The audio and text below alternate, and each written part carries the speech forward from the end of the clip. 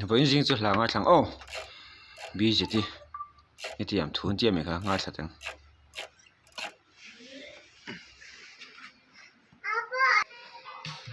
cái đôn ngâm lẩu tí do cái gì